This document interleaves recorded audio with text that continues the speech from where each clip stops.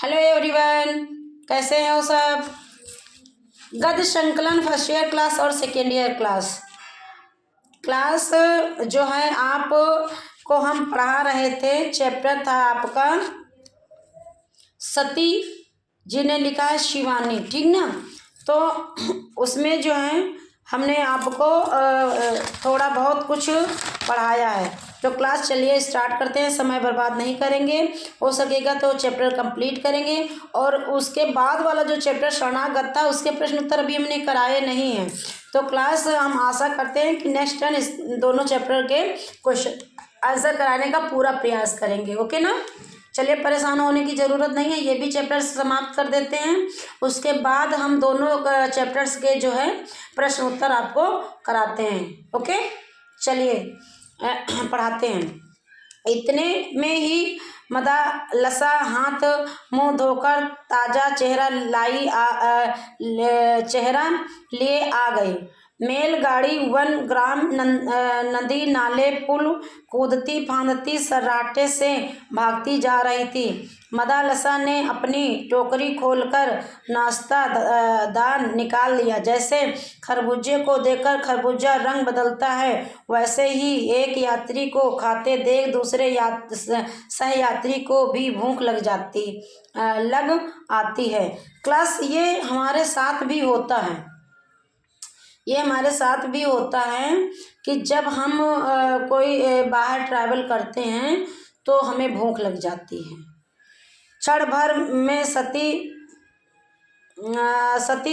पथा पर चले रहे भैंस कपूर के धुएं की भांत उड़ गई और चटाचट नाश्ते खुलने लगे। आइए ना एक साथ बैठकर खाया जाए, मदालसा ने कहा और बड़े यत्न से स्वच्छ नैपकिन बिछा छोटे छोटे स्टील के कटोरे दान सजाने लगी। धन्यवाद, मैंने कहा, पर हमेशा हमारे साथ भी तो खाना है, इसे कौन खाएगा। वाह जी वाह, उसे हम खाएंगे। ईश्वर ने यह 6 फीट 10.5 इंच दुर्ग आखिर बनाया इसलिए क्योंकि भुवन मोहिनी हंसी ने हमें पराजित कर दिया। वैसे भी तो हम तीनों ने एक दूसरे की काका दृष्टि से सती के घृत पकवान को आंखों में उड़ते चखते पकड़ लिया था।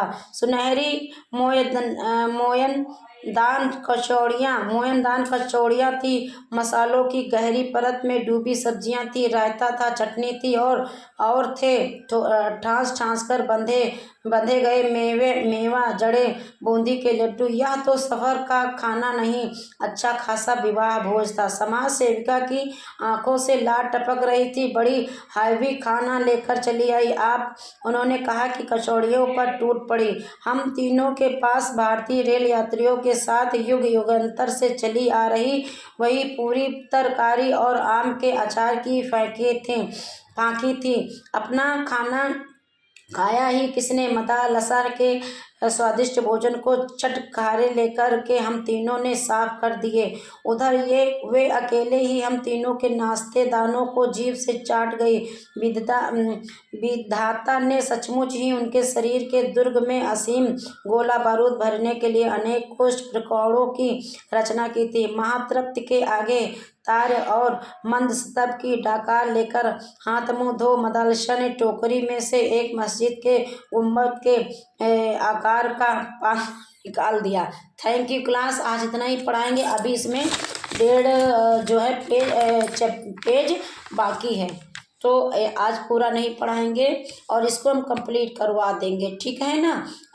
अब क्या करते हैं, आप एग्ज़ाम सर पे हैं, मस्ती मत कीजिए। मैं बार बार आपको अलर्ट कर रही हूँ, सिर्फ और सिर्फ पढ़ाई पे ध्यान दीजिए। Thank you.